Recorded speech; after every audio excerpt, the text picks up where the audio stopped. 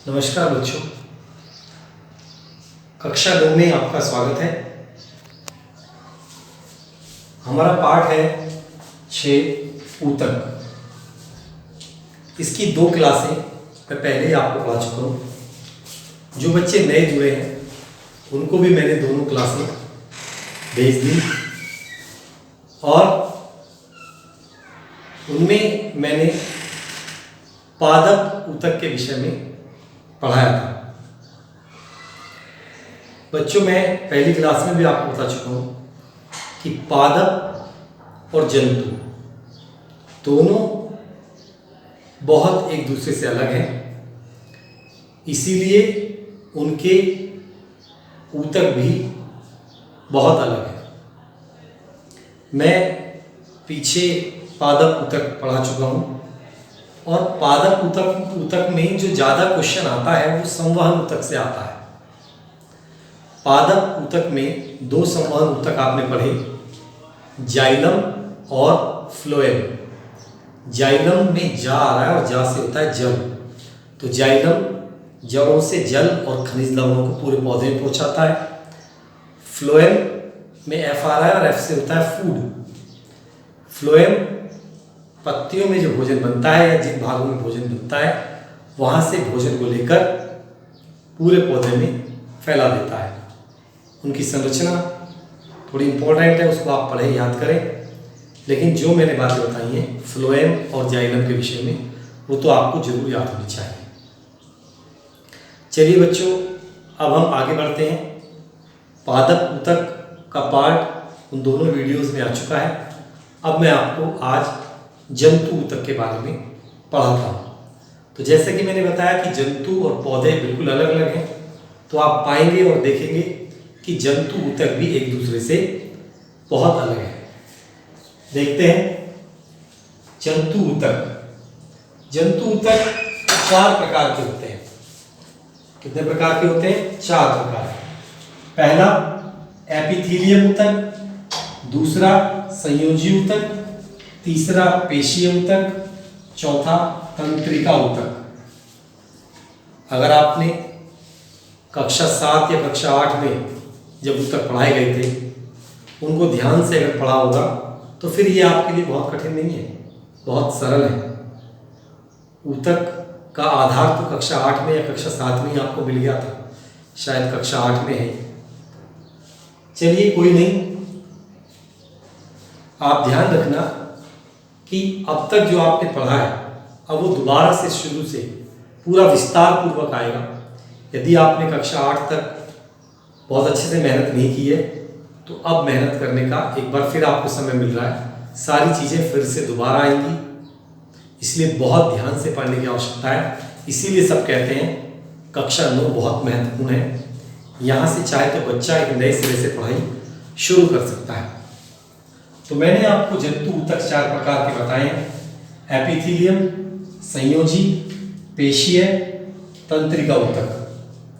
चलिए सबसे पहले पढ़ते हैं एपिथेलियम ऊतक। एपिथेलियम ऊतक बच्चों, आपके शरीर की जो त्वचा है, जितना ऊपरी भाग है, सब ये एपिथेलियम ऊतक से बना है। शरीर की बाहरी परत जो हमें बाह्य रक्षा प्रदान करती है। शरीर के अंगों की रक्षा की से अंगों को ढका हुआ है, सारे अंगों को। बाहर से कोई आक्रमण होता है तो ये नहीं होने देती, जैसे जीवाणु का या विषाणु का या अन्य कोई पदार्थ जो आपके शरीर के आंतरिक भागों को नुकसान पहुंचा सकता है, उनसे ये रोकती है। तो जितने भी अंगों की अंदर की परतें हैं और ये हमारी बाहरी परत है, ये सब एपिथेलियम ऊतक से बनी है। आइए अब हम इसकी संरचना और इसके कार्यों के बारे में विस्तार पूर्वक पढ़ेंगे। तो जैसे कि मैंने बताया कि त्वचा है हमारी, शरीर के अंदर के अंगों की गुहाओं को ढकता है। गुहा मतलब एक मुख्य एग्जाम्पल आपके सामने, आपके मुंह के अंदर की जो गुहा है, इसमें जो अंदर की परत है वो एपिथेलियम ऊतक से बनी हुई है। ठीक है, ऐसी बहुत सारी गुहाएं हैं, नाक के अंदर है, ठीक है ना। तो शरीर के अंदर और भी अंग हैं, उनमें भी गुहाएं हैं। वो सब एपिथेलियम ऊतक से बनती हैं। रक्त वाहिनियों का भीतरी स्तर, फेफड़ों की कूपिकाएं जहां ऑक्सीजन और ब्लड, रक्त, रुधिर एक दूसरे से मिलते हैं। वृक्क नली, वृक्क नली क्या है? ये वो नली है जिनसे मूत्र बाहर आता है। वृक्क से जुड़ी, वृक्क क्या है? वृक्क को इंग्लिश में किडनी कहते हैं। ये हमारे खून का शोधन करती है। ये वृक्क दो होते हैं, एक जोड़ी वृक्क होते हैं हमारे शरीर में, रीढ़ की हड्डी से पीछे की ओर लगे हुए। अब बात करते हैं कि जो एपिथेलियम ऊतक है इनकी क्या विशेषता है। तो याद रखना है कि इन ऊतकों में, ऊतक किससे बनते हैं? कोशिकाओं से बनते हैं। मैंने पहले ही बता दिया आपको पिछली क्लासों में कि कोशिकाओं के समूह से ऊतक बनते हैं। तो इसमें जो इस ऊतक में जो कोशिकाएं होती हैं वो बहुत सटी हुई होती हैं, उनके बीच में जगह नहीं होती, खाली जगह नहीं होती। इनकी परतों के बीच चिपकने वाले पदार्थ कम होते हैं। कोशिकाओं के बीच में, कोशिकाएं तो सटी हुई है, तो क्या उनके बीच में चिपकने वाला पदार्थ है? बहुत कम। इस ऊतक को एक बाह्य रेशेदार झिल्ली, इस ऊतक में क्या होता है? एक रेशेदार झिल्ली होती है जो दूसरे ऊतकों से एपिथेलियम ऊतक को अलग करती है। ये ऊतक सबसे ऊपर वाला एपिथेलियम ऊतक है, इसके नीचे भी और परतें हैं। तो इस ऊतक के नीचे एक झिल्लीदार परत होगी जो इस ऊतक को दूसरे ऊतकों से अलग करेगी।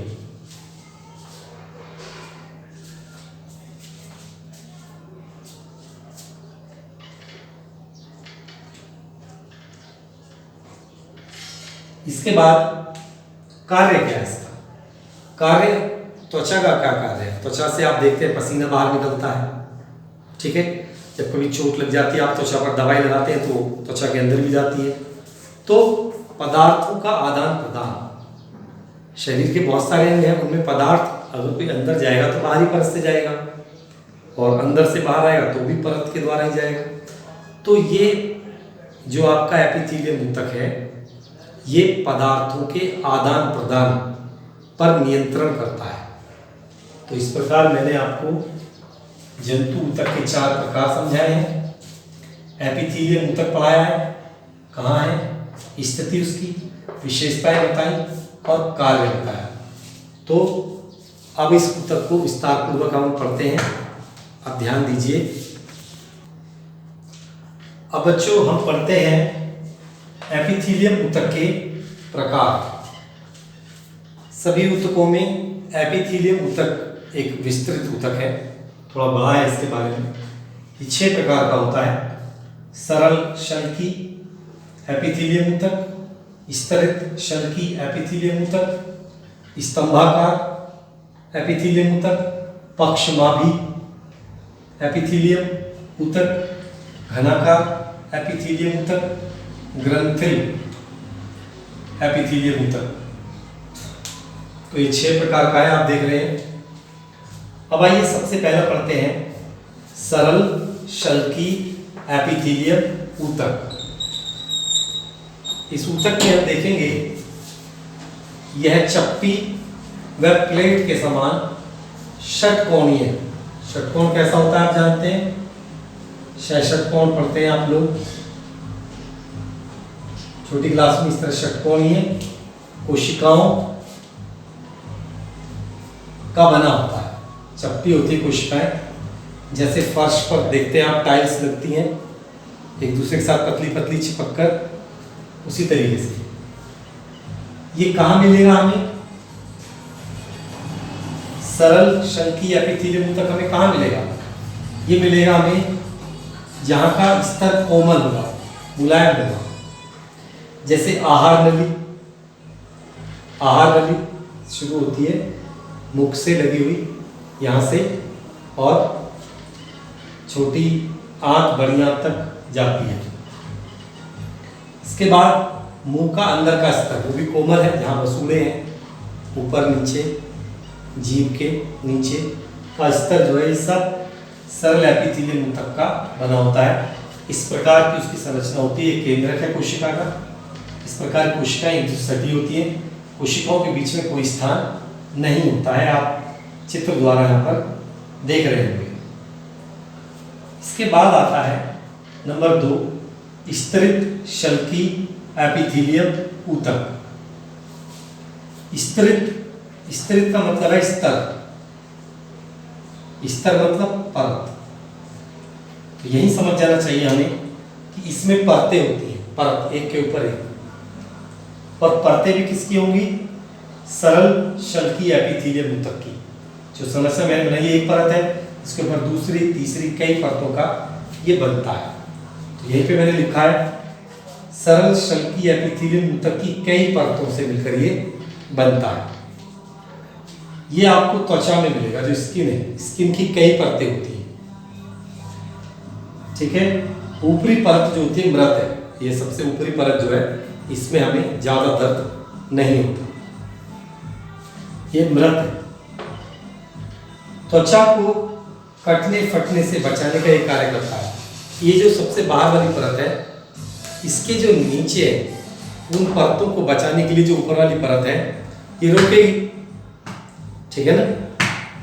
तो ऊपर वाली परत नीचे वाली परत की रक्षा करती है। तो हमारी ऊपरी परत में है स्तरित शल्की एपिथेलियम ऊतक। तो बच्चों मैंने आपको एपिथेलियम ऊतक के प्रकार पढ़ाए कि ये 6 प्रकार का होता है: सरल शल्की, स्तरित शल्की, स्तंभाकार, पक्षमाभी स्तंभाकार, घनाकार और ग्रंथि। फिर उसके बाद मैंने पहले 2 प्रकार को आपको अच्छे से समझाया कि सरल शल्की एपिथेलियम ऊतक ये चपटी व प्लेट के समान षटकोणीय कोशिकाओं से बनता है, जैसे फर्श में टाइल्स लगी होती हैं, और ये शरीर में कोमल स्तर का निर्माण करता है। स्तर मतलब परत, जो कोमल परतें हैं शरीर की उनका ये निर्माण करता है। जैसे आहार नली व मुंह का स्तर, ये इससे बनता है। मैंने इसका एक चित्र भी आपके सामने बनाया है, यहाँ पर आप देख भी सकते हैं। इसके बाद नंबर 2 है स्तरित शल्की एपिथेलियम ऊतक। इसके नाम से ही मैंने आपको बताया, स्तरित मतलब स्तर, स्तर मतलब परत। तो सरल शल्की, इसी की कई परतों से, सरल शल्की एपिथेलियम ऊतक की कई परतों से ये बनता है। ये त्वचा में मिलता है, और जो कई परतें हैं तो सबसे ऊपर वाली जो परत है वो मृत है, और त्वचा के कटने फटने से ये त्वचा को बचाता है। तो इस प्रकार बच्चों मैंने ये जो बनाया है, इन्हें आप कॉपी पर भी नोट करते रहें। कॉपी पर नोट करोगे तो अच्छे से ये आपको याद भी हो जाएगा। कॉपी पर नोट करने के लिए आप इसका एक स्क्रीनशॉट ले सकते हैं। मैं आगे से हट जाता हूँ ताकि आपको अच्छे से दिखाई दे। कॉपी में भी नोट मेकिंग करते रहेंगे, मैं हट जाता हूँ, आप इसका एक स्क्रीनशॉट ले सकते हैं। अब बच्चों हम पढ़ते हैं स्तंभाकार एपिथेलियम ऊतक। ये तीसरे प्रकार का ऊतक है। इसकी कोशिकाएं लंबी होती हैं, स्तंभ के समान, दंड के समान, छड़ के समान। आंत के भीतरी स्तर में ये पाया जाता है। इसमें स्वतंत्र सिरों पर उंगली जैसी संरचनाएं होती हैं। बाल, छोटे छोटे बाल होते हैं, बालों के समान। इससे क्या होता है, इन संरचनाओं से जो आंत का जो पृष्ठ क्षेत्रफल है वो बढ़ जाता है। जब पृष्ठ क्षेत्रफल बढ़ जाएगा तो उसकी जो अवशोषण क्षमता है, बचे हुए भोजन को अवशोषित करने की जो क्षमता है वो भी बढ़ जाएगी। दोबारा सुन लीजिए, ये जो ऊतक है ये आंत के अंतर वाले स्तर पर मिलता है, और इसके स्वतंत्र सिरे पर यानी बाहर वाले सिरे पर कुछ उंगली जैसी संरचनाएं होती है, बहुत सारे बालों की तरह। इससे क्या होता है, इससे आंत का पृष्ठ क्षेत्रफल बढ़ जाता है।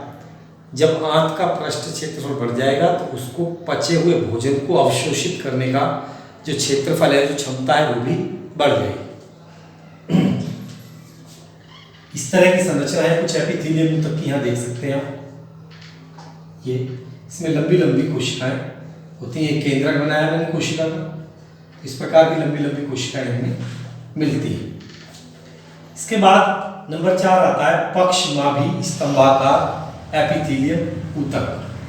ये भी स्तंभाकार एपिथेलियम ऊतक के समान ही होता है, लेकिन बस इसमें एक अंतर है, इसमें बाल जैसी संरचनाएं होती हैं।